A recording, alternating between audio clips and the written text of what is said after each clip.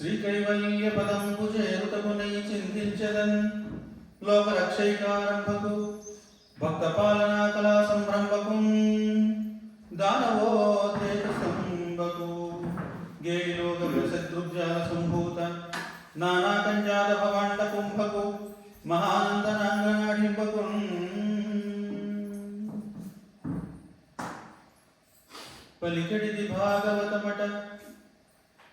పలికెడిది భాగవతమట పలికించెడివాడు రామభద్రుండట నే పలికిన భవహరమగునట పలికెద వేరుండుగా పలుకగనేలా నమ్మలగన్నయమ్మ ముగురమ్మల మూలపుటమ్మ చాలా పెద్దమ్మ సురారులమ్మ కరుపారెడి బుచ్చినయమ్మ కన్నులో నమ్మిన వేల్పుటమ్మల మనమ్ముల నుండడియమ్మ దుర్గా మాయమ్మ కృపాభీచు కవిత్వ పటత్వ సంపదల్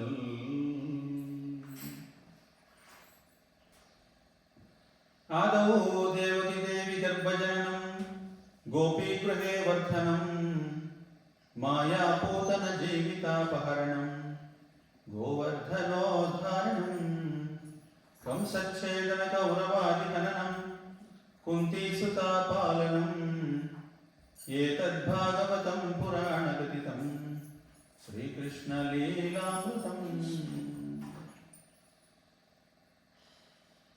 ఓం సదాశివసమారంభాం శంకరాచార్యమధ్యమాం అస్మదాచార్యపర్యంతాం వందే గురుపరంపరా వందే గురుపరంపరా.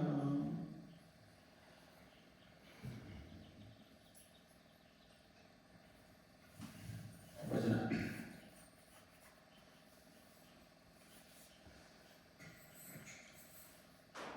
గిరిధర లాల్ శ్యామ గోపాల్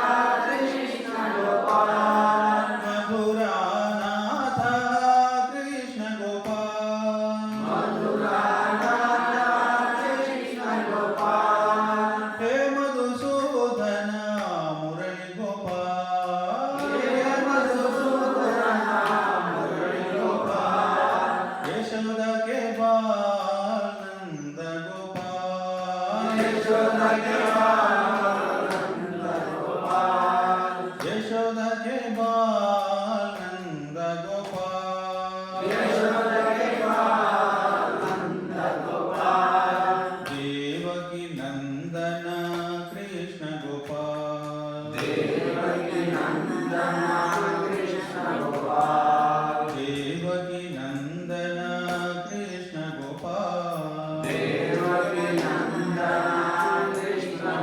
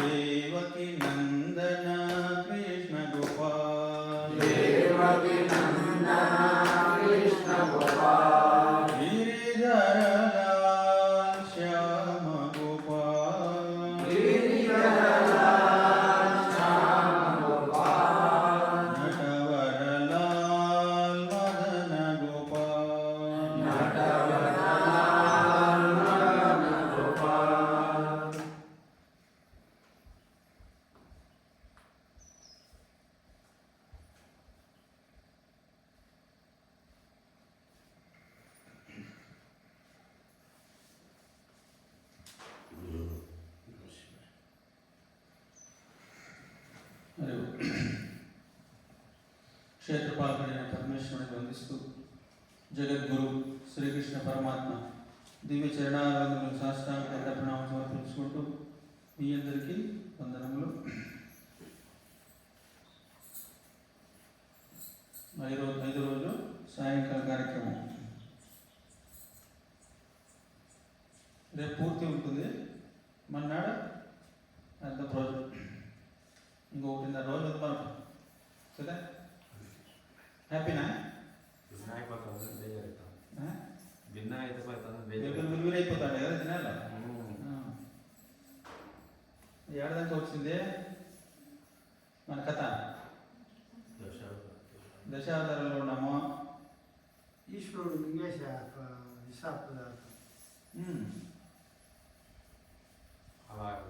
క్షీరసాగర మొదలు ఉన్నామా? అయిపోయింది.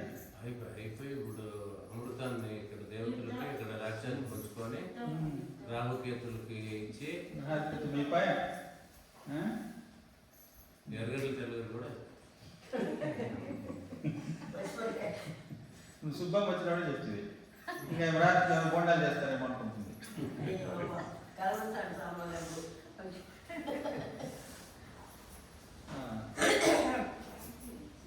సరే, క్షీరసాగర మదన్ అంతరార్థం తెలుసుకుంటుంది కదా. ఎక్కడో దేవలోకంలో కాదు, క్షీరసాగర మదన్ ఉండేది మన లోపలికి వెళ్ళి లోపల ఉన్న పరమాత్మను దర్శించడమే క్షీరసాగరం. మన లోపలికి వెళ్ళాలంటే ఏమేమి అడ్డుకున్నాయి? అన్నమయ, ప్రాణమయ, మనోమయ, విజ్ఞానమయ, ఆనందమయ. ఇవన్నీ దాటినప్పుడు విషం పుడుతుందంట. ఎందుకంటే రంగురంగుల ప్రపంచాన్ని వదిలేసిపోవాలి కదా. కదా, వైరాగ్యం అంతంత మాత్రమే ఉంటుంది. కాబట్టి అంత బాధ అవుతుందంట. కానీ అమృతము దీనికంటే కూడా అత్యధిక శక్తివంతమైనటువంటిది, సర్వ దుఃఖ నివారణి అనేటువంటి పట్టుదలతో ఎప్పుడైతే మరి మందిస్తూనే ఉంటారో దీనికంటే గొప్ప దొరుకుతుంది అన్నప్పుడు కనిష్టమైన దాన్ని వదిలేస్తారు కదా. అందుకని ఆ గొప్పదాన్ని దృష్టిలో పెట్టుకొని లోపలికి వెళ్తే అసలైన పరమాత్మ దర్శనము, ఆత్మ సాక్షాత్కారము అంటాము. ఆత్మ అంటే మళ్ళీ ఇంకేదో అనో, పరమాత్మ అంటే ఏడవడం ఆయన దర్శించడం అని అనుకుంటాం. నన్ను నేను తెలుసుకోవడము, నిన్ను నువ్వు తెలుసుకోవడము అంతే. కొత్తగా వచ్చింది ఏం లేదు. నిన్న కృష్ణుడిని రాయిలో నుంచి చెక్కినాడు, కొత్తగా కృష్ణుని తెచ్చిపెట్టాడు రాయిలో లేదు. కృష్ణుని కానిదంతా చెక్కేసినాడు. ఇది కృష్ణుడు కాదు, ఇది కృష్ణుడు కాదు, కృష్ణుడు కాదు. చెక్కినప్పుడు కృష్ణుడు బయటకు వచ్చేసాడు. ఎక్కడి నుంచో తెచ్చిపెట్టినామా? లేదు. అంతర్మథనం కూడా అట్లే అన్నమాట. అది దాని యొక్క అంతరార్థం. అయిపోయింది క్షీరసాగర మదనం. వరాహం ఇప్పుడు మత్స్య, కూర్మ. కూర్మ అవతారమే కదా. కూర్మ అంటే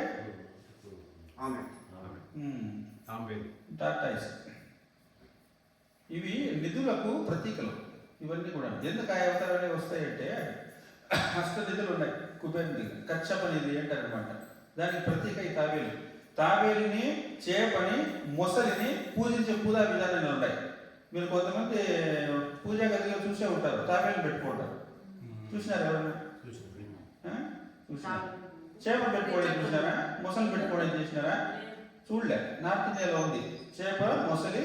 ఇది ఆ నిధుల పేర్లు. కచ్చప నిధి అంటే అష్ట నిధులకు ఆయన హెడ్. అది ఊరుకుంటే అన్ని నిధులు మా వశమవుతాయి అనేటువంటి ఒక నమ్మకంతో వాటిని కూడా పెట్టుకొని పూజిస్తారనమాట.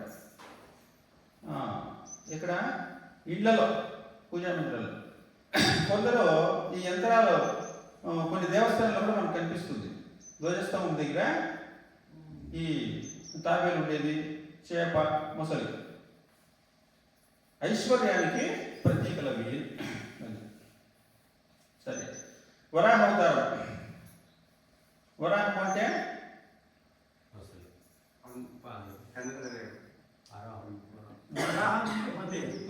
బంది. ఏమి జంతువులో దొరకలేదు అయిపో. చూడు, బంది అవతారం ఎత్తేది. ఎంత మంచి మంచి జంతువులు ఉన్నాయి. పులి, సింహము. రామచిలుక ఎంత బాగుందండి కదా. కనీసం రామచిలుక అవతారం ఎత్తి ఇప్పుడు ఏం చేసినాడో వరాహ అవతారంలో భూమి సముద్రం లోపల దాక్కుని ఉందంట. హిరణ్యాక్షుడు ఎత్తుకుని దాబెట్టేసినాడు. ఆయన చంపేసి కోరల మీద భూమిని ఎత్తుకొని వచ్చి నిలబెట్టినాడు కదండి. శ్రీ మహావిష్ణువు చిలక అవతారం ఎత్తి తన ముక్కు మీద భూమిని ధరించి భూమిని ఉద్ధారం చేసినాడు అని చెప్పుంటే చిలకే మనం గుడి కట్టేవాడు. ఇప్పుడు వరాహస్వామి గుడి కట్టినావా లేదా? కట్టినావా లేదా? కట్టినా. చిలక మీద ఎత్తుకొని వచ్చినాడంటే ముక్కు మీద అని అంటే ఇది సాధ్యం స్వామి చిలకి గుడి కట్టము అంటావే మేము. చిలక కూడా గుడి కట్టేసింది కదా. పంచదేవతారు ఎత్తేదన్న చూడండి ఎట్టుందో. ఆ ప్రదేశానికి పోవాలంటే అది ఎత్తాలి. ఆ ప్రదేశానికి పోవాలంటే అది ఎత్తాలి. ఇంకా చెప్పండి సమాధానం. పోదురు ఎంత దూరం పాపం. వరాహ అవతారానికి ఈ భూమికి ఉండే సంబంధం ఏమి? వరాహము అంటేనే దుర్గంధం కదండి. ఏడుంటుంది పంది? ఈ ఇల్లు కట్టుకుని ఇంట్లో ఉంటుందా? కోతల్లాగా చెట్ల మీద ఉంటుందా? ఏమి లేదు, బురదలో ఉంటుంది. ఎక్కువ బురద ఎక్కడ ఉంటుందో దాని లోపలికి దిగి ఎంతవరకు ఇంతవరకు మునిగిపోయి తలకాయ ఇట్లా పెట్టుకుంటుంది బురగంటలో కదా. శరీరం అంతా దాంట్లో వేసేసి ఆ బురద గుంట్లో చూడండి దాని ముఖం ఎంత ఆనందంగా ఉంటుందో. ఇట్లా మూర్తికి నిలిపోయి ఉంటుంది, తలకాయ మాత్రం బయట ఉంటుంది. అంత ఇష్టం దాన్ని బురద గుంట అంటే కదా. నారదుడు దేవేంద్రుడు ఒకసారి శపించాడంట. అవమానం చేసేదానికి శపిస్తే నువ్వు పందివై పుట్టుకో అన్నాడు. పందివై పుట్టుకో అని శపించేస్తే ఆ నారదుడు వచ్చి భూలోకంలో పంది అయిపోయాడు. పంది అయిపోయి ఇంకా పిల్ల జల్లలతో సంసారం చేసుకుంటూ ఉన్నాడు. సరే ఒకసారి నారదుడికి గుర్తొచ్చిందంట, ఏదో అనవసరంగా శపిస్తున్నాయి, సరే పోంతాలు ఎట్టున్నాడు చూసుకొని వస్తామని సంవత్సరం తర్వాత భూలోకానికి వచ్చినాడు నారదుడు. వచ్చి దేవేంద్రుడు చూసినాడు. చూస్తే ఆ బురదగుంట్లో బాగా దొరుకుతా ఉన్నాడంట. అయ్యో ఇది ఏమి కర్మ ఈ బాబు ఈ దేవేంద్రునికి అని పిలిచి, దేవేంద్ర ఏమి ఇట్లా ఇట్లా చేయలేవు నువ్వు, సరేలే కానీ మన స్వర్గానికి పోదాంరా అని చెప్పంటే, స్వామి స్వర్గమా? ఇంతకంటే ఇంకేం స్వర్గం స్వామి అంటాడు ఆయన.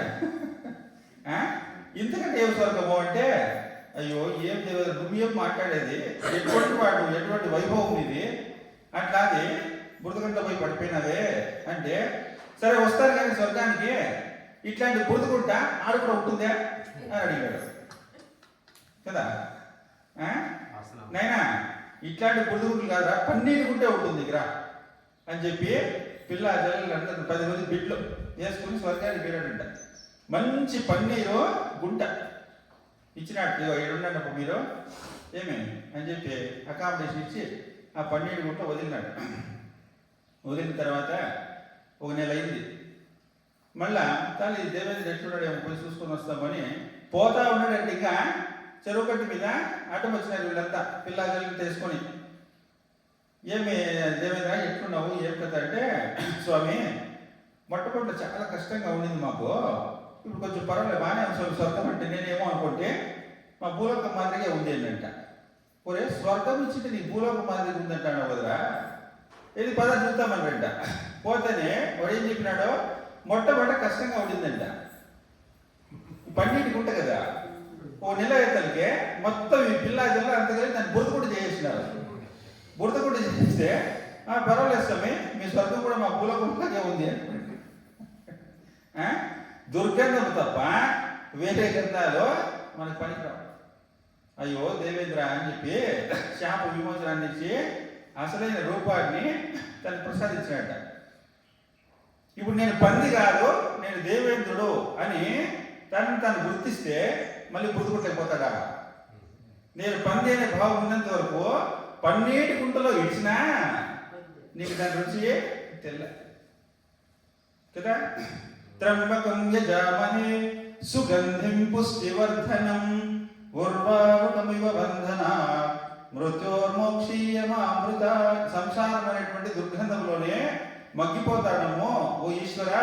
సుగంధం పుష్టివర్ధనం, ఆ సుగంధాన్ని జ్ఞానాన్ని ప్రసాదించి పుష్టివర్ధనం దాంట్లోనే స్థిరత్వాన్ని పొంది ఉర్వారకమేవ బంధనాత్ మృత్యోర్మోక్షీయమామృత. దోసకాయ అంట, మాకు తెలియదు అబ్బాయి చెప్తారు. దోసకాయలు ఊరికే పట్టుకుంటేనే వచ్చేస్తుందండి తీగలిండి, బాగా పడిపోతే అంటే ఊరికే తగులుకోవాలి ఉంటుంది. అది దాన్ని ఏమి పట్టి పీకాల్సిన పని లేదంటారు. దోసకాయలు ఇప్పించినారు మీరు ఎవరన్నా? ఇప్పించినారా? పట్టి లాగాల్సిన పని లేదంట, తీగ గట్ట తగులుకోవాలి ఉంటుంది. అట్లా జ్ఞాని అనేవాడు సంసారంలో ఉన్నా తగులుకున్నట్టుగా ఉంటాడు. దోసకాయ ఎట్లా విడిపడిపోయి ఉంటుందో జ్ఞాని అనేటువంటి వాడు విడిగానే ఉంటాడు, విలక్షణంగా ఉంటాడు అనమాట. కాబట్టి పంచభూతాలు ఉన్నాయి. పంచభూతాలలో పృథ్వీ, జలము, అగ్ని, వాయువు, ఆకాశం. పృథ్వీకి 5 గుణాలు ఉంటాయి. 5 గుణాలు: శబ్ద, స్పర్శ, రూప, రస, గంధ. 5 ఉంటాయి. భూమి శబ్దం చేస్తుంది, స్పర్శ ముట్టుకోవచ్చు, రూప దానికి ఒక రూపము ఉంది, రస టేస్ట్, గంధ వాసన లేదా. ఎప్పుడైతే పలసాగా వర్షం పడింది అనుకోండి మట్టి పైన, ఆ మట్టి వాసన వస్తుందా లేదా? 5 గుణాలు ఉన్నాయి. పృథ్వీలో ఒక గుణం లోపిస్తే, ఒకే ఒక గుణం ఏమి? గంధ. గంధ అనేటువంటి ఒక గుణం లోపించింది అనుకోండి, పృథ్వీ తన రూపాన్ని కోల్పోతుంది, లిక్విడ్ అయిపోతుంది, జలం అయిపోతుంది. అది జలానికి 4 గుణాలే: శబ్దం చేస్తున్న జలము, స్పర్శ ముట్టుకోవచ్చున, రూప, రస టేస్ట్ ఉంది, గంధ లేదు, నీళ్ళు వాసన రావు. అవి ఎందుకు రా స్వామి? మురికి గుట్లంతా వాసన వస్తుంది కదా. జలం వాసన కాదు అది, అది నీ వాసన. మురికి చేసింది మనమే. కాబట్టి జలానికి గంధ అనేది లేదు. శబ్ద, స్పర్శ, రూప, రస. ఆ నీళ్లలో రస అనేటువంటి ఒక గుణం లోపించింది అనుకో, నీళ్లు తన యొక్క రూపాన్ని కోల్పోతుంది, అగ్నితత్వంగా మారిపోతుంది. శబ్ద, స్పర్శ, రూప, రస టేస్ట్ లేదు. ఇప్పుడు అగ్నికి శబ్దం ఉందా, స్పర్శ ఉందా, రూప ఉంది, రస ఉందా, టేస్ట్ ఉంది. ఎవరు టేస్ట్ చూసినారు అగ్నిని కదా? గంధ లేదు, గంధ లేదు. అంటే ఉష్ణ శాతం, నీళ్లకు ఆధారము అగ్ని, భూమికి ఆధారము నీళ్లు, నీళ్ళకి ఆధారము అగ్ని. అగ్ని ఉంటేనే నీళ్లు నీళ్ళగా ఉంటుంది, అగ్ని లేకపోతే నీళ్లు తన రూపాన్ని కోల్పోతుంది. మనకి తీరు చెప్తే వీరిని అర్థం కావు. నీళ్లలో నుంచి ఉష్ణాంశాన్ని తీసేయండి, నీళ్ళు ఎత్తుకుపోయి ఫ్రిడ్జ్లో పెట్టేయి. ఫ్రిడ్జ్లో పెట్టేస్తే ఉష్ణాంశం అంత పోయేస్తుందా? అసలు ఫ్రిడ్జ్ తెలుగులో ఏమంటారండి?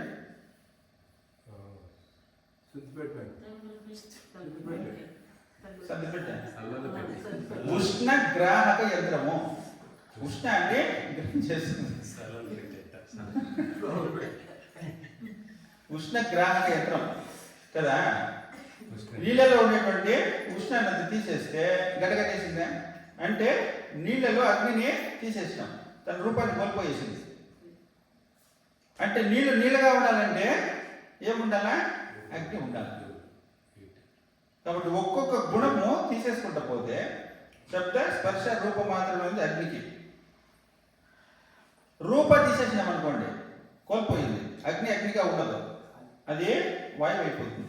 వాయువుకి 2 గుణాలే: శబ్ద ఉందా, స్పర్శ ఉంది, రస ఉందా, గంధ ఉందా, రూపం ఉందా, లేదు.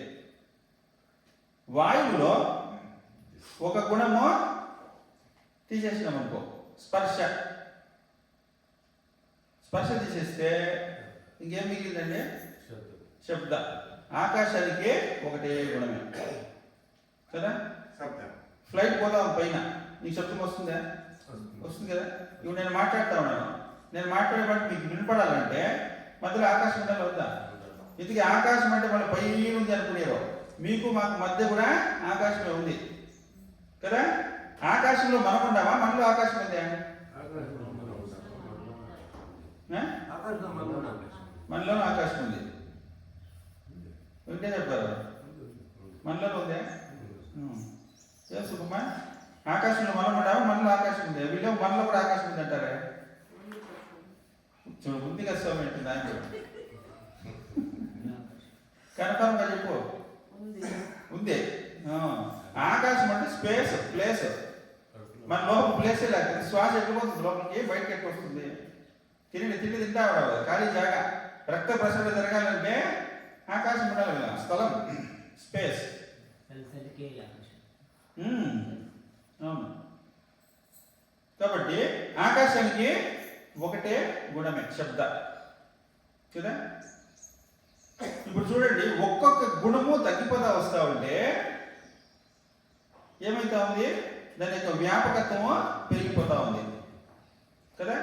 ఒక వస్తువు యొక్క వ్యాపకత్వము దాని యొక్క సూక్ష్మత్వం పైన ఆధారపడి ఉంటుంది. ఒక వస్తువు యొక్క ఆత్మ అనేటువంటిది సర్వవ్యాపకము, సూక్ష్మము అంటాం కదండి కదా. భూమి స్థూలంగా ఉంది, బరువుగా ఉంది, 5 గుణాలతో. ఒక్కొక్క గుణమే తగ్గుతూ వస్తూ ఉంటే వ్యాపకం అయిపోయిందే. ఒక భూతానికి కంటే ఒక భూతము విశాలమైపోతా ఉన్నాయా. ఒక వస్తువు యొక్క సూక్ష్మత్వము దాని యొక్క వ్యాపకత్వం పైన ఆధారపడి ఉంది. మంచుగడ్డ ఇటు పెట్టినామనుకోండి, ఎంత స్థలంలో ఉంటుంది అది? ఒక డయామీటర్ చెప్తాం, 1 అడుగు ఆక్రమించింది అని. అదే స్థూలంగా ఉన్నటువంటి మంచుగడ్డను కరగబెట్టేయండి, కరగబెట్టేసి నీళ్ళు అయిపోతే నీళ్ళు ఇట్లా పోయి ఎంత వ్యాపించింది కదా, వ్యాపించిందే. అంటే వస్తువు స్థూలంగా ఉంటే కొంత స్థలాన్ని ఆక్రమిస్తుంది, అది వ్యాపించింది అనుకో ఎక్కువ స్థలాన్ని ఆక్రమిస్తుంది. ఎందుకు? సూక్ష్మం అయిపోయింది కాబట్టి. వస్తువు సూక్ష్మం అయిపోయింది కాబట్టి ఎక్కువ వ్యాపించింది. అంటే ఒక వస్తువు యొక్క వ్యాపకత్వము దాని యొక్క సూక్ష్మత్వం పైన ఆధారపడి ఉంది. అదే నీళ్లను స్టవ్ మీద పెట్టి మరగబెట్టేయండి, మరగబెట్టేస్తే నీళ్ళు లేవు. నీళ్ళు ఏమైనా చనిపోయినాయా? ఏడున్నాయి? ఉన్నాయి కదా. ఇప్పుడు నీళ్లు బకెట్ అయితే చెందివే, ఎంత స్థలం ఆక్రమించింది? ఇప్పుడు ఆవిరిలో ఇంకెంత స్థలం ఆక్రమించింది? ఇంకా ఎక్కువ స్థలం ఆక్రమించిందే. ఒకే మంచుగడ్డ కదా, దాని వ్యాపకం పెరుగుతూ పోతే సూక్ష్మం అయిపోయి ఇంకా వ్యాపకం పెరిగిపోయింది. అట్లనే భూమి కంటే నీరు వ్యాపకత్వం సూక్ష్మం ఎక్కువ, దానికంటే అగ్ని ఎక్కువ, దానికంటే జలము మరి వాయువు ఎక్కువ.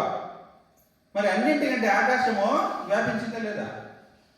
ఒక్కొక్క గుణము పోగా అయిపోయింది. ఆత్మ ఆకాశ సంభూత. ఈ ఆకాశం ఎక్కడి నుంచి వచ్చింది? ఆత్మ నుండి వచ్చింది. ఆత్మలో ఎన్ని గుణాలు ఉన్నాయి కదా? నిర్గుణుడు పరమాత్మ. ఆకాశంలో ఒక గుణం ఉంది. ఒక గుణం ఉంటేనే సర్వలోకాలని భరించింది. అది వైకుంఠం ఉండేది ఏడా? ఆకాశంలోనే. కైలాసం ఉండేది ఏడా? నువ్వు 14 లోకాలు చెప్పినా ఆకాశంలోనే ఉంటుంది. ఆ ఒక గుణం కూడా పోతే నిశ్చల నిరాకార అద్వయ ఆత్మ చైతన్యంగా మిగిలిపోతాడు సరే. సరే, మనలో ఎన్ని గుణాలు ఉన్నాయి? ఏంటంటే మనలో శబ్ద ఉందా, స్పర్శ, రూప, రస, గంధ అన్నీ ఉన్నాయి కదా. బాగా సేఫ్టీగా ఈడే ఉంటాం, ఏమి ఆడపోయలే కదా. మన దుర్గుణాలు, మన కామక్రోధాలు అన్ని సేఫ్టీగా ఈడే ఉంటాయి. భూమి ఎంత బరువుగా ఉంటుందో సంసారంలో కూరుకుపోయినారంట బరువుకి కదా. ఒక్కొక్కటి లోపించుకుంటా పోతే ఎక్కడికి వెళ్ళిపోతామో? పరమాత్మ దగ్గరికి వెళ్ళిపోతాం కదా. నిర్గుణుడు పరబ్రహ్మ.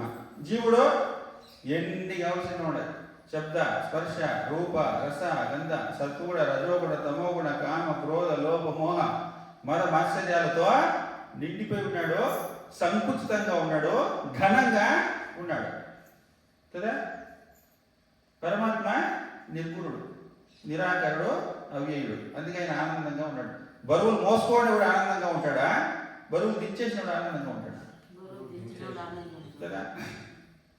అందుకని సంసారమైనటువంటి బరువుతో భూమి కృంగిపోయిందంట అక్కడి భాగానికి, కృంగిపోయిందంట సముద్రపు అట్టడి భాగంలో. శ్రీ మహావిష్ణువు షేక్ అయింది, శేష శయనం. ఎవరో ఏమో ఇంబాలెన్స్ అయిపోయిందిరా సృష్టిలో అని చెప్పి లేచి సత్యలోకానికి పోయినాడు. నాన్నగారు సృష్టి కార్యక్రమాన్ని వదిలేసి పడుకొని నిద్రపోతా ఉన్నాడు. బ్రహ్మ నైనా నైనా లేపినాడు. కొడుకు నాయన కూడా అంటాం కదా, లేపితే లేచినాడు ఆలోచించుకుంటా. ఏం ఇట్లా పడుకున్నావు, ఏం సృష్టి చేయలేదే ఎందుకని అన్నాడు. సరిపోయింది పో, నీకు తెలియదేమే, అసలు భూమే లేదు కదా, భూమి లేకుంటే నేను ఎట్లా సృష్టి చేసేది అన్నాడు. ఈ భూమి ఎక్కడ పోయింది అని చూస్తే భూమిని సముద్రంలో దాచేసినాడు హిరణ్యాక్షుడు. హిరణ్యాక్షుడు భూమిని ఎత్తుకొని పోయి సముద్రంలో దాచేసినాడు. ఎవరు హిరణ్యాక్షుడు? సనక, సనందన, సనత్ కుమార, సనత్సు జాతిలోని నలుగురు బ్రహ్మ మానస పుత్రులు. బ్రహ్మ మానస పుత్రులు వీళ్ళు ఫ్రీ పాస్పోర్ట్, యాలోకంగా పోవచ్చు, ఎప్పుడైనా పోవచ్చు, ఎట్లయినా పోవచ్చు. అట్లా నారదుడు ఎట్లయితే అన్ని లోకాలు తిరుగుతూ ఉంటాడో వీళ్ళు కూడా సనకాదులు అంటారు. సనక సనందనాలు, సనక సనందన, సనత్ కుమార, సనత్ సుజాతులు. అట్లా వైకుంఠానికి వచ్చినారంటే శ్రీమన్నారాయణ దర్శనం చేసుకుందాము అని వస్తే ద్వారపాలకులు ఉన్నారు అక్కడ, జయ విజయులు. ద్వారపాలకులు ఉంటే అడ్డగించినాడు, ఇది లోపల పోయేదానికి వీలు లేదు అని. ఎందుకని అన్నాడు, మీరు నగ్నంగా ఉన్నారు కదా అన్నాడు. నగ్నంగా ఉంటూ 5 ఏళ్ళ బాలలు వాళ్ళు, వాళ్ళ వయసు ఎంత 5 ఏళ్ళు పిల్లోళ్ళు అందరు కూడా. కాబట్టి జ్ఞానంలో వృద్ధులు 5 ఏళ్ళు పిల్లోళ్ళుగా ఉండేటువంటి వాళ్ళు మీరు నగ్నంగా ఉన్నారు కాబట్టి మీరు పోయేదానికి లేదు లోపలికి అంటాడు. అడ్డగిచ్చేసినారు జ్ఞానాన్ని. జ్ఞానస్వరూపులు వాడు. జ్ఞాని అంటే భగవంతుడు వేరు కాదు, జ్ఞాని వేరు కాదు, ఇద్దరు ఒకటే చెప్తాడు కదా భగవంతుడే భగవద్గీతలో. జ్ఞాని నేను ఇద్దరు ఒకటే అని చెప్తారు అనమాట. అడ్డగించిన కారణం చేత వాళ్ళు శపించేస్తారు, భూలోకంలో మీరు రాక్షసులై పుట్టండి అని. ఇక్కడ మనకు సమస్య కానీ ఇంత పెద్ద జ్ఞాని అంటారు, కరుణామయులు అంటారు. దూర్వాసుడు శపిస్తాడు, వశిష్ఠుడు శపిస్తాడు, విశ్వామిత్రుడు శపిస్తాడు, అగస్త్య మహర్షి శపిస్తాడు, నారదుడు శపిస్తాడు, సనకాదులు శపిస్తారు. మళ్ళీ వీళ్ళు మహాత్ములు అంటాము. ఊరికి లోపల పోతుందండి అన్నది మాత్రాన్ని మీరు రాక్షసులై పుట్టుకోండి అంటే ఎంత ఘోరం అండి ఇది అని అనిపిస్తుంది కదా మనకు, అనిపిస్తుంది. మహాత్ములు అంటే కరుణామయులు కదా, అన్ని తప్పుల్ని క్షమించుకొని మరి వాడికి బుద్ధి చెప్పి మంచి లైన్లో పెట్టాలి కదా. అటు శాపాలు ఇచ్చేస్తే ఎట్లండి అంటారు కదా. దాన్ని కూడా మనం తెలుసుకోగలగాలి. మన ఇంట్లో పిల్లోళ్ళు ఎదిరింటి పిల్లోళ్ళు ఆడుకుంటా ఉంటారు. ఏమి నువ్వు చేరేసుకుని నేను కూర్చోండావు, ఎదిరింటి యజమాని కూడా చేరేసుకుని నేను కూర్చోన్నాడు. పిల్లకాయలంతా ఆడుకుంటా ఉంటారు. ఆడుకుంటా ఉంటే మన ఇంట్లో పిల్లోడు వాడిని వేసి కొడతా ఉన్నాడు, నువ్వు కూడా చూసినావు. వాడు కూడా చూసినాడు, ఎదిరింటోడు కూడా. వాడు పోయి ఏడ్చుకుంటా ఉన్నాడు, చూసినాడు. ఇప్పుడు నువ్వు లేచిపోయి మీ వాడు పిలుచుకోవచ్చుకోలేదనుకో, ఎదిరింటోడు వేసి కొడతాడు వాడు కదా. నువ్వే కదరా మా పిల్లోడు కొట్టింది అని కదా. మనం పోయి ఏం చేస్తామంటే వాడికి లాగి కొట్టి మనమే పిలుచుకొని వస్తాము. నువ్వు కొట్టినావులే అని చెప్పి వాడు రాకుండా అయిపోతాడు ఎదిరింటోడు కదా. కానీ మనం బిడ్డ కొట్టినప్పుడు చెయ్యి దొప్పలాగా చేసి కొట్టినామంటే సౌండ్ వస్తుంది కానీ దెబ్బ పడదు. అది ఎదిరింటి పిల్లలు కొట్టే శాష్ కొడతాం ఇట్లా కదా, మన బిడ్డ కదా. అందుకని దొప్పలాగా చేసి సౌండ్ వస్తుంది, వాడు ఆ సౌండ్ వింటాడు, ఓహో కొట్టినాడులే అనుకుంటాడు కదా. అది ఎదిరింటి కొడితే శాష్ కొట్టినప్పుడు వాతలు పడాలి. అట్లా ధనగర్వముతో యవ్వనముతో ఎవరైతే ప్రవర్తిస్తూ ఉంటారో వాళ్ళకే కనుక భగవంతుని శిక్ష వేస్తే అత్యంత అధికంగా ఉంటుంది. మహాత్ములు కరుణామయులు కాబట్టి అతి తక్కువ శిక్షలో దొప్పలాగా వేసుకుంటున్నట్టు సౌండ్ వస్తే లేచిన భగవంతుని కూర్చునేస్తాడంట. వాళ్ళే శపించినారులే. అర్థమైంది? మహాత్ముల పట్ల సాధువుల పట్ల అపరాధాలు జరిగితే తన పట్ల అపరాధం చేసిన భగవంతుడు ఓర్చుకుంటాడంట. కానీ భక్తుల పట్ల, సాధువుల పట్ల, జ్ఞానుల పట్ల అపరాధం చేస్తే తాను ఊరుకోడట. అందుకని ఆయన ఎక్కడైనా వచ్చేసాను రా నాయన అని చెప్పి వీళ్ళే చెప్పించేస్తారంట. అంతేకాకుండా నువ్వు ఉండే ప్లేస్ ఏది? వైకుంఠం. వైకుంఠంలో ఉండేటువంటి వాడు శుద్ధ సత్వగుణ సంపన్నుడై ఉండాలి. అంతేగాని ఏ ఒక్క పొరపాటు చేయకూడదు. చేస్తే వాడికి శిక్ష అధికంగా ఉంటుంది. దీనికి ఒక రూల్ ఉందండి. మళ్ళీ ఒకే తప్పు శూద్రుడు చేశాడనుకో వానికి శిక్ష తక్కువ. అదే తప్పు ఒక వైశ్యుడు చేశాడనుకో వానికి శిక్ష ఎక్కువ. అదే తప్పుని ఒక క్షత్రియుడు చేశాడనుకో వానికి ఇంకా శిక్ష ఎక్కువ. మీకు అర్థం కాలేదా? ఇప్పుడు సిగరెట్ తాగారనుకోండి, సిగరెట్ ధూమపాన నిషేధం శాస్త్రం చేస్తుంది. శాస్త్రము ధూమపాన నిషేధాన్ని చేస్తుంది. తాగితే నీకు పాపం వస్తుంది అని చెప్తుంది. అది పాపకర్మ. ఒక శూద్రుడు సిగరెట్ తాగాడు అనుకో వానికి శిక్ష ఏం తెలుసా? ఒక కొరడా దెబ్బ అనుకోండి, వానికి కొరడా దెబ్బ. అదే ఒక వైశ్యుడు తాగినాడు అనుకో వానికి 10 కొరడా దెబ్బలు. అదే ఒక క్షత్రియుడు తాగినాడు అనుకో వాడికి 100 కొరడా దెబ్బలు. అదే ఒక శ్రేష్టమైనటువంటి బ్రాహ్మణుడు తాగినాడు అనుకో 1000 కొరడా దెబ్బలు వాడికి. అది ఎందుకండి పాపం? ఒకే తప్పే కదా. అంటే ఒక శూద్రుడు తాగితే వాడి కుటుంబము నష్టపోతారు. అదే ఒక పురోహితుడు, ఒక జ్ఞానం, ఒక సన్యాసి, ఒక మహాత్ముడు శ్రేష్టమైనటువంటి వాడు తాగితే వాళ్ళే తాగుతాడు, మనకేమొస్తుంది అని చెప్పి సమాజంలో అందరూ కూడా నిన్నే అనుసరిస్తారు కదా. నువ్వు చెడింది కదా, సమాజాన్ని అంతా చెడగొట్టినావు కాబట్టి ఆ పాపం నీకు అంటుతుంది. అర్థమైనా? ఎందుకంటే డిఫరెన్సెస్ అంటే కదా, ఇప్పుడు ఎవరో ఒక మినిస్టర్ కొడుకో ఏదో టీవీలో చూపిస్తూ ఉంటారు కదా, ఒక అమ్మాయిని ఇట్లా చేశారంట అట్లా చేశారంట అంటే మనం ఏమనుకుంటాము? సేర్ అనుకుంటాం, దానికి కౌంట్లెస్ అది కదండి. అదే ఒక స్వామీజీ ఇట్లా చేసినాడంటే అని అనుకోండి, ఇంకా వాడు చూసుకో అందరూ కూడా దాన్ని చూస్తూనే ఉంటారు కదా. వాడు కూడా మాటి చూపిస్తూనే ఉంటాడు. ఇట్లా పీఠాధిపతి ఇట్లా చేసినాడంట చెప్పుకుంటారా? అదే ఒక మినిస్టర్ కొడుకో మినిస్టర్ చేస్తే చెప్పుకుంటారా? దులిపేసుకొని పోతా ఉంటారు కదా. శ్రేష్టమైనటువంటి వాళ్ళు చేస్తే సమాజం అనుసరించి సమాజమే చెడిపోతుంది. ఇంతమంది పాపాత్ములు తయారు చేసిన కారణం చేత నువ్వు శిక్షార్హుడు. భూలోకంలోనే శిక్షాస్మృతి ఇట్లుంటే వైకుంఠంలో ఉన్నటువంటి వాడు నువ్వు తప్పు చేయకూడదు. అక్కడ నువ్వు తప్పు చేస్తే శిక్ష ఎక్కువ. అందుకని నువ్వు రాక్షసుడు పుట్టిపోరా. ఈ గుణాలంతా నీలో ఉన్నాయి. ఇంకా రాక్షసుడు కాబట్టి నువ్వు శిక్ష తప్పులు చేసినావు అనుకో నీకు శిక్షలు తక్కువ. అర్థమైనా? ఇప్పుడు ఇది శాపమా వరమా? వరము. నువ్వు ఇక్కడ నుండి ఆ తప్పు చేస్తే శిక్షలు పెరిగిపోయి అవి కడుక్కునే దానికి నీ కోట్ల జన్మాలు కావాలి. అదే నువ్వు రాక్షసుడు ఉండిపో కదా. శ్రేష్టమైనటువంటి ఉత్తమ జన్మ నీకు ఇస్తాడు పరమాత్మ. దాన్ని సద్వినియోగం చేసుకుంటువా సరే, లేదా నీ చేయనులకు విసిరేస్తానని చెప్పినాడు భగవద్గీతలో కదా. నువ్వు తప్పులు చేయాలంటే ఇక్కడ చేయకూడదు, పో అయితే నీకు. అర్థమైనా? అదే వైకుంఠంలో వాడు తప్పులు చేస్తే శిక్షలు పెరిగిపోతాయి. దాన్ని కడుక్కునే దానికి కోట్ల జన్మాలు పడుతుంది. అదే నువ్వు రాక్షసుగా ఉండి తప్పులు చేయి, అక్కడి నుంచి మళ్ళీ ఎవల్యూషన్. నీ తప్పులన్నీ కడుక్కొని మళ్ళీ రా ఇక్కి. అర్థమైంది? మహాత్ములు ఎందుకు చెప్పిస్తారో. నువ్వు ఉన్నటువంటి స్థానంలో ధన గర్వం చేత కానీ, యవనం చేత కానీ, ఐశ్వర్యం చేత కానీ, పదవి చేత కానీ ఇవన్నీ ఏం చేస్తాయంటే అహంకారం చేత తప్పులు చేయించేస్తాయి. అహంకారం చేత నాకే మిగులుంది కదా. ఇప్పుడు దుర్యోధన చెప్పలే, దుర్యోధనకు అన్నీ ఉన్నాయి. ధనబలం, జనబలం, యవ్వనం అన్నీ ఉన్నాయి. కృష్ణుడే వచ్చినా కూడా సూది మనంతా కూడా నేను ఏం చేస్తావు చేసుకోబోన్నాడు కదా. ఏం చేస్తావు చేసుకోబోలే, తప్పులు చేయించేస్తాడు. కాబట్టి విష్ణు పార్షదుడు నేను, విష్ణువు యొక్క మరి ద్వారపాలకులు మేము, మాకేం ఎదురుంది అనేటువంటి అహంకారంతో కూడా నువ్వు చేస్తావు.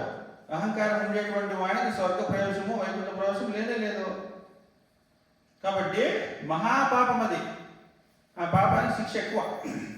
అందుకని వాళ్ళను శపిస్తాడు.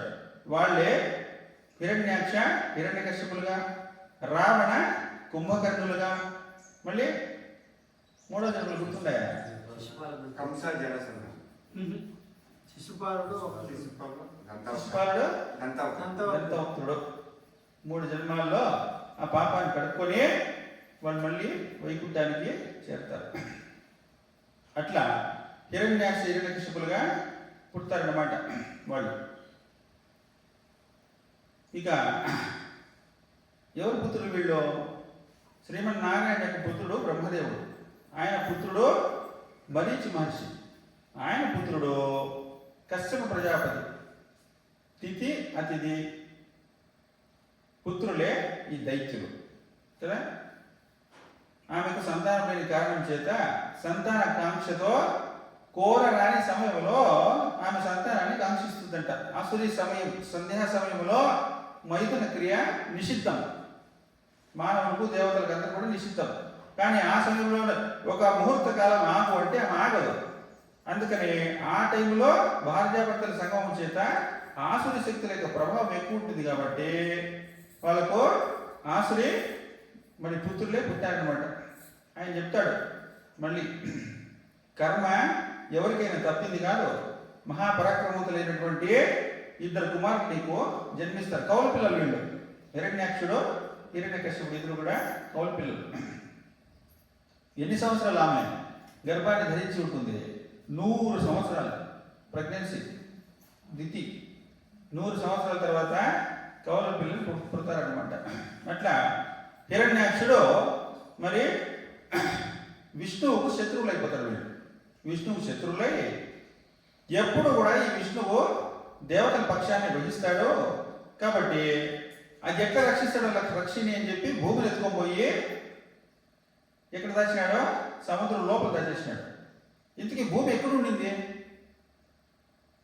ఇప్పుడెక్కడుంది భూమి? ఆకాశంలో ఉంది. నీళ్ళల్లో ఉంది లేదా? ఈ చుట్టూ ఏముంది? సముద్రం ఉందా? మొత్తం భూమండలం అంతా అన్ని దేశాలు కలిపిన భూమి తీసుకుంటే ఆడుంది సముద్రం పై ఉంది, నీళ్ళలో ఉంది, చుట్టూ నీళ్ళే ఉన్నాయి కదా. సముద్రం పైన ఉన్న భూమిని తీసుకెళ్ళిపోయి సముద్రంలో అక్కడికి బాగా దాచేసినాడు. ఏమంటే కథలు చెప్తే కూడా నమ్మేటట్టుగా ఉండాలి కదా. ఇంత పెద్ద భూమిని ఎత్తుకొని పైకి వెళ్తుంది ఏడన్నా, భూమిని ఎత్తుకొని పైకి వెళ్తుంది. అట్టగా ఉండింటే ఈ సూరపల్లి ఉండే సైట్లన్నీ ఎత్తుకొని బెంగళూరులో పెట్టుకుంటా ఉంటుంది కదా. ఈడ ఎకరా ₹1,00,00,000 అంటే ఆడ ఎకరా 50 కోట్లు అయిపోతుంది కదా. భూమి ఎత్తుకొని పోవడం అంటే ఈ సైట్లన్నీ ఎత్తుకొని బెంగళూరులో పెట్టుకుంటుంది. అప్స్టేర్ ఒకటి పెట్టుకుంటుంది. మీరు కింద ఉండండి, మేము పైకి ఉంటాము కదా. ఇట్లా ఫెసిలిటీ ఉండింటే పెట్టుకునేసి కింద భూమి పైన భూమి, దాని మీద 3rd ఫ్లోర్ భూమి కదా. ఆ ఫెసిలిటీ లేదు. మరి మొత్తం భూమిని ఎత్తుకొని పోయినాడే. ఇప్పుడు చూడండి భూమి ఎట్లెట్లా వ్యాపకం అని చెప్పుకొని వస్తున్నాం కదా. విష్ణు పార్షదుడు అంటే సూర్యుడు చూస్తున్నాం కదండి, సూర్యుడు చూస్తాం కదా. ఈ సూర్యుడు ఎన్ని లక్షల కిలోమీటర్ల దూరంలో ఉన్నాడు అంటే ఒక లెక్క చెప్తాం కదా. సూర్యకాంతి మరి భూమిని చేరేదానికి 7 నిమిషాలు పడుతుందండి. సూర్యకాంతి భూమిని చేరేదానికి మరి ఎంత దూరం ఉంది అంటే ఇన్ని లక్షల కిలోమీటర్లు అని చెప్తాం కదా. ఇప్పుడు సూర్యుడు ఎంత పెద్దగా ఉన్నాడు అంటే ఏం చెప్తాము? భూమి కంటే పెద్దోడు అంటాం కదా. భూమి కంటే పెద్దోడు. మనం అది చూస్తే ఎంత పెద్దగా కనిపిస్తాడు? భూమి కంటే పెద్దోడుగా కనిపిస్తాడా? ఆడవాళ్ళు ఇక్కడ చుక్క పెట్టుకున్నట్టుగా కనిపిస్తాడు కదా. గుమ్మడికి ఎంత కనిపిస్తాడు? అంతే కదా. దగ్గరైపోతే ఇప్పుడు ఫ్లైట్ ఉంది, ఒక చుక్కలాగా కనిపిస్తుందా లేదా? అది ఎయిర్పోర్ట్లో ఉన్నప్పుడు ఎంత ఉండే, పైన పోయేటప్పుడు ఎట్లా కనిపిస్తుంది? చుక్కలాగా కనిపిస్తుందా కదా.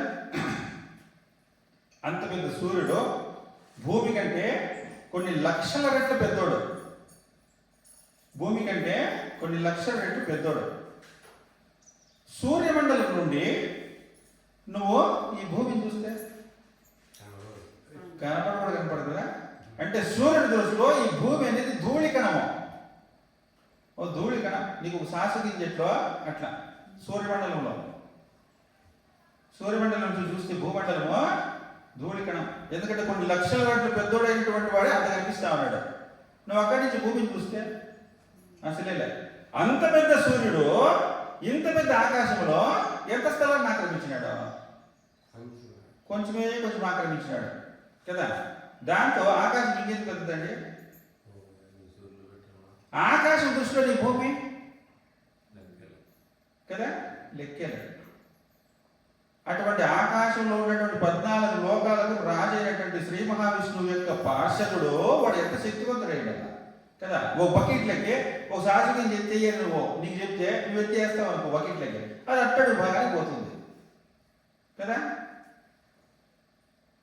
అంతే హిరణ్యాక్షుడు ఆ భూమిని ఎత్తుకుపోయి సముద్రంలో దాచేసాడంటే మహాపరాక్రమవంతులు వాడు, శక్తివంతులు. ఒక గుండ్రాయి వేసాం అనుకో ఒక బకెట్లకి, అదే ఒక చీమను ఎత్తుకుపోయి ఈ గుండ్రాయిని వేయి అంటే అది వేస్తుంది ఇలా. పెద్ద బండను కూడా వేస్తాం నువ్వు కదా. అదే ఒక చీమ దృష్టిలో చీమకు చెప్పినామనుకో ఈ బండను ఎత్తుకొని మానవుడు చెరలో వేసినాడు అంటే ఈ బండను చూస్తుంది, ఇది అసంభవం, అసలు దీన్ని కదిలించే కూడా వేయలే అంటుంది ఆ చీమ కదా. మానవుడు అయితే వేసేస్తాడా? వేస్తాడా లేదా? పెద్ద బండను ఎత్తుకుని చెరలో పారేస్తాడు. అట్లే మరి మన దృష్టిలో చూసినప్పుడు భూమి మీద దాబెట్టడానికి సాధ్యం లేదప్ప అంటారు చీమన్నట్టు. కాబట్టి వాళ్ళ శక్తి సామర్థ్యాలు వేరు, మన శక్తి సామర్థ్యాలు వేరు కదా. కథలు కాదు ఇవి, ప్రతి అక్షరము కూడా యథార్థమైనటువంటి సత్యం. దాన్ని తెలుసుకునే జ్ఞానమే మనకు ఉండాలి. మన మనసు ఇస్తే ఉంటుంది. లాజిక్ ఎగ్జాంపుల్ అన్ని చెప్పితే కానీ ఇప్పుడు నేను నమ్మిస్తా ఉండలేదు. ఎక్కడ మీరు నమ్మండి సార్ ప్లీజ్, ఇక్కడ రాసినారని చెప్పలే. లాజికల్గా నువ్వు ఆలోచించు కదా. ఏదైనా అంతే, నీకు జ్ఞానం ఉండాలా, ఆ బుద్ధితో మనం ఆలోచించగలగాలి కదా. ఇప్పుడు నమ్మకం ఉంటుంది. హిరణ్యాక్షుడు భూమి ఎత్తుకుపోయి దాబెట్టేసినాడంటే అమ్మయ్యా, అదే కథలుగా ముందు కథలుగా వినండి, తర్వాత ఎప్పటికో జ్ఞానోదయం అవుతుందట. అట్లా దాబెట్టేసినాడు హిరణ్యాక్షుడు. మరి శ్రీమన్నారాయణ సత్యలోకానికి పోయినప్పుడు బ్రహ్మదేవుడు చెప్తున్నాడు, ఆయన భూమి లేదు నేనేం చేసేది, ఆ డ్యూటీ నీదే, నువ్వు నన్ను కాదాల్సిందే, నువ్వు ముందు నీ డ్యూటీ చెయ్యి అంటాడు కదా. ఇక భూమిని ఉద్ధరించాలి, వరాహవతారాన్ని ధరించినాడు. దుర్గంధభూయిష్టమైనటువంటి మరి ఆ బురదగుడ్ల మళ్ళాడేటువంటి వరాహవతారం. చూడండి, ఎవరు యా స్టేట్లో ఉంటే వాళ్ళ దగ్గరికి ఆ స్టేట్లోకి వెళ్ళి అక్కడి నుంచి ఉద్ధారం చేసిందే కానీ నేను గొప్పవాడిని అనుకుని పైనే ఉంటే నీ గొప్పతనం నీ దగ్గర పెట్టుకోవాలంటారు కదా. చిన్న పిల్లలకు బుద్ధి చెప్పాలంటే నువ్వు కూడా పిల్లోడు అయిపోవాలి వాళ్ళతో పాటు కదా. చిన్న పిల్లలకు బుద్ధి చెప్పాలంటే నువ్వు కూడా వాళ్ళతో పాటు పిల్లోడు అయిపోతానే నువ్వు వాళ్ళకి చెప్పగలవు. అట్లా దుర్గంధభూయిష్టమైన సంసారంలో కూరుకుపోయినాడంటే ఆయన కూడా మనతో పాటే ఉంటేనే ఆయన మాట మనం వింటాం. అందుకని వరాహ అవతారాన్ని ధరించాడంటే ఎక్కడి నుంచి వచ్చినాడు ఈయన? ఈ తల్లిదండ్రులు ఎవరు?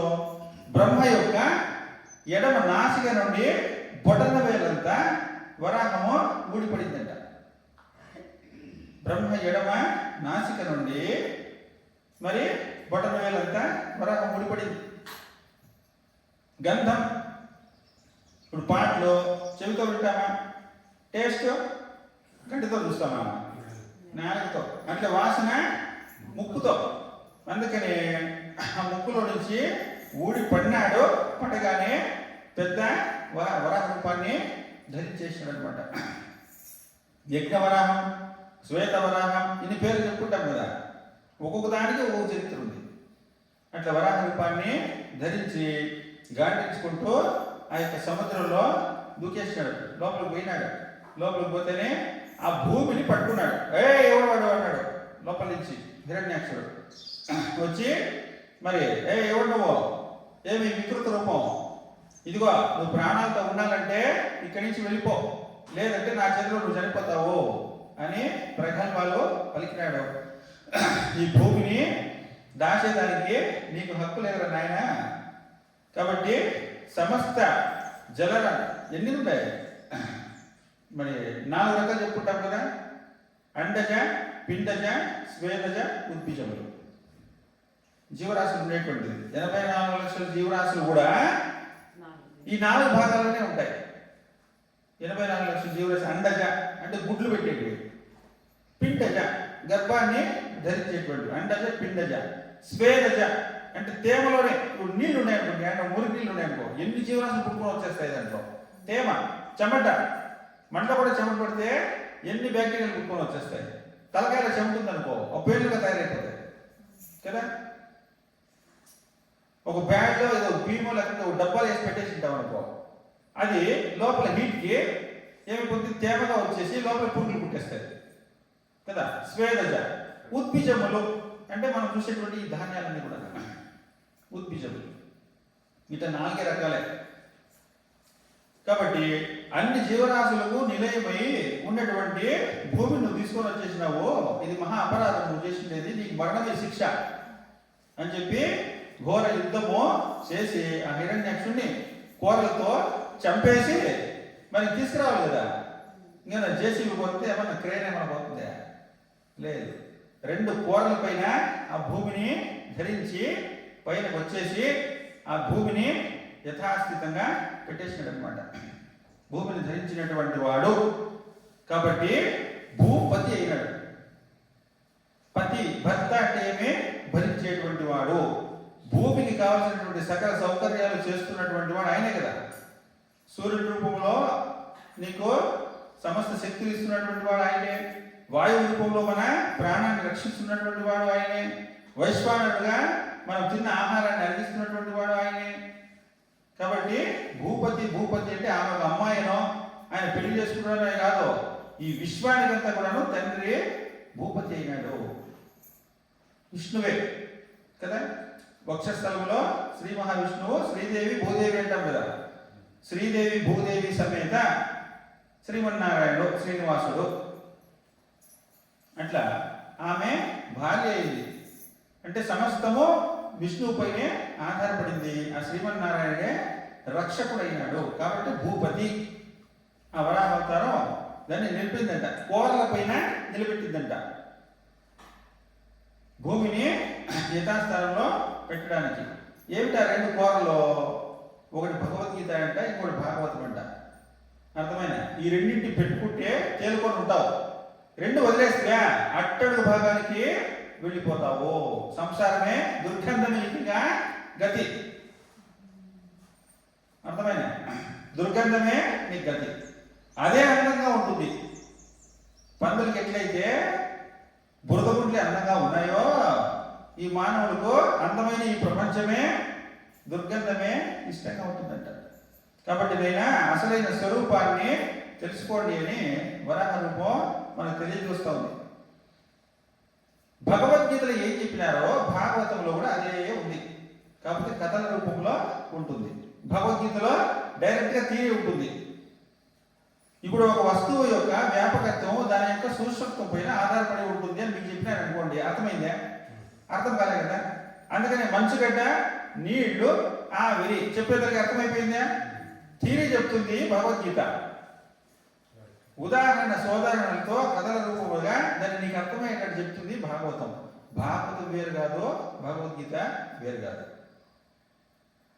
కాబట్టి అసలైన తత్వాలను పట్టుకుంటే పైకి వెళ్ళిపోతావు, నిర్గుణుడైపోతావు. ఇన్ని గుణాలతో బరువెక్కిపోయి ఎట్లున్నావు నువ్వు? అట్టడి భాగంలో పడిపోయినావు. అట్టడి భాగంలో పడిపోయినటువంటి వాడిని ఉద్ధరించేటువంటి వాడు వరాహం. వరాహ రూపం దైవ వరిష్టం. దేవతలలో వరిష్టమైనటువంటి రూపం అంటారు. దశావతారాలు రావాలంటే కూడా ముందు భూమి ఉండాలి కదా. కాబట్టి ఆ భూమినే తీసుకొచ్చినటువంటి వాడు కాబట్టి మొట్టమొదటి స్థానం వచ్చింది దేవతల్లో. వరిష్ఠుడైనాడు వరాహస్వామి. ఎప్పుడో జరిగిపోయింది కదా. ఇప్పుడు వరాహస్వామికి మనకి కనెక్షన్ కట్ అయిపోయిందే ఉందా? ఇప్పటికీ ఉంది, మనమే గుర్తించలే. వరాహస్వామికి మనకు కనెక్షన్ ఇప్పటికీ ఉంది. శ్రీనివాసుడు కలియుగంలో వచ్చినాడా, ద్వాపరయుగంలో వచ్చినాడా, ఎప్పుడు వచ్చినాడు? తిరుమలలో కలియుగంలో వచ్చినాడు కదా. కలియుగంలో వచ్చి మొత్తం హిస్టరీ అంతా అయ్యింది. ఆఖరి దశకు వచ్చేసినాడు. తిరుమలలో టెంట్ వేయాలా అని చెప్పి పోయినాడు తిరుమల కొండపైకి. పోగానే కూర్చున్నాడు ఒక దగ్గర, శిలారూపాన్ని ధరించాలి. ప్లేస్ చూసుకున్నాడు, ఈ ప్లేస్ అయితే బాగుంటుంది అని. వచ్చినాడు అక్కడ వరాహస్వామి. వచ్చి ఎవరు నువ్వు ఏంటున్నావు అని అడిగినాడు. అయ్యా నేను శ్రీనివాసుని, ఇక్కడ శిలారూపాన్ని ధరిస్తే నా భక్తులు వస్తూ ఉంటారు చూసిపోయేదానికి, స్థలం బాగుందని ఇక్కడ ఉండాలనుకుంటున్నాను అంటాడు. నీ స్థలం బాగుంటే ఉండిపోయేదేనా? నీ స్థలం కావాలంటే నన్ను అడగాల, ఈ స్థలం అంతా నాదే అంటాడు. సరేనండి నాకు స్థలం ఇవ్వండి అంటాడు. సరే నీకు 100/100 శ్రీనివాసునికి వరాహస్వామి ఇచ్చిన స్థలము 100/100 ఆయన. ఇక్కడ ఉండు నువ్వు, సరే డబ్బులు దే అంటాడు. డబ్బులు అంటుండే, నేనే భిక్షగాడు, పేరేమో లక్ష్మీపతి కానీ రూపాయి లేదు. ఏమయ్యా నీ పేరు ఏమి అంటాడు? ఆనందరావు అంటాడు. ఆనందరావు అంటాడే కానీ వాడు నవ్వింది లేదు జీవితంలో. అంటే వాడు నవ్వుతా పేరులో పెట్టేసాడు అంతే, నా దగ్గర లేదు నవ్వు. అట్లా లక్ష్మీపతి అంట, డబ్బులు లేవట. ఇంకేం చేసేది? ఇదిగో ముందు ఇక్కడి నుంచి నువ్వు జాగ్రత్త ఖాళీ చేయి అంటాడు వరాహస్వామి. అయ్యో ఎక్కడ పోయేదండి నేను? ఓ పని చేయండి, మీరు నాకు స్థలం అప్పుగా ఇవ్వండి. అప్పుగా ఇస్తే నా భక్తులు వస్తారు, నన్ను చూసేదానికి వస్తారు. మొట్టమొదటిసారిగా మిమ్మల్ని దర్శించుకొని మీకు కానుకలు సమర్పించి మళ్ళీ నా దర్శనానికి వస్తారండి. ఆ కానుకలన్నీ ఈ సైట్కి వెళ్ళి అమ్మేసుకోండి అంటాడు. ఆయన అనుకున్నాడు, ఈ ఊరికే సైట్ పెట్టుకునేదానికంటే ఆయనకి ఇచ్చేస్తే ఎప్పటికైనా కాసు వస్తుంది కదా, వీడు మీద పెట్టుకోవాలా, భక్తులు వస్తారండి వీడు ఎందుకు పెట్టుకోవాలా? కాబట్టి అబ్బాయిని కూడా సరే బాగానే ఉంది, ఇక వస్తారు కదా నన్ను చూసి కారణం చేస్తారు కదా, ఇక చేస్తారండి, నా భక్తులు నా మాట ఎందుకు తింటారు, తప్పకుండా మీ దర్శనానికి వస్తారని చెప్పినాడంటే. అప్పుడు శ్రీనివాసుని దగ్గర వచ్చేటువంటి భక్తులు తమ దర్శనానికి రావాలండి. చూడండి ఏడున్నాడు ఆయన, శ్రీనివాసుని పక్కనే ఉన్నాడా? తిరుమలలో వరాహస్వామి కనీసం అదన్నా తెలిసినా లేదా? వరాహస్వామి గుడి. అందుకే ముందుగా ఎక్కడికి పోతారు? వదిలేస్తేమో మొత్తం సాంప్రదాయం అంతా. తిరుమలకు పోయినామా, దర్శనం చేసుకున్నామా, లడ్డు చేతిలో పడిందా, గోయిదో గోయిదో వచ్చేసేది. ఇంక వరాహస్వామి ఏడన్నా ఉండి ఏడన్నా ఉండి ఆయన అయిపోయాడు. లడ్డు చేతిలో పడే వరకు మాత్రం బాగానే ఉంటారు. లడ్డు చేతిలో పడిందే అయిపోయి ఇల్లు గుర్తొచ్చేస్తుంది. ముందు వరాహస్వామి దర్శనం చేసుకొని రావాలి. ఎందుకు పెట్టినా తెలుసు సార్, ఆయనకి ఏం డబ్బు కరువై కాదు, ఈ భూమికి అధిపతి వరాహస్వామి. అర్థమైనా?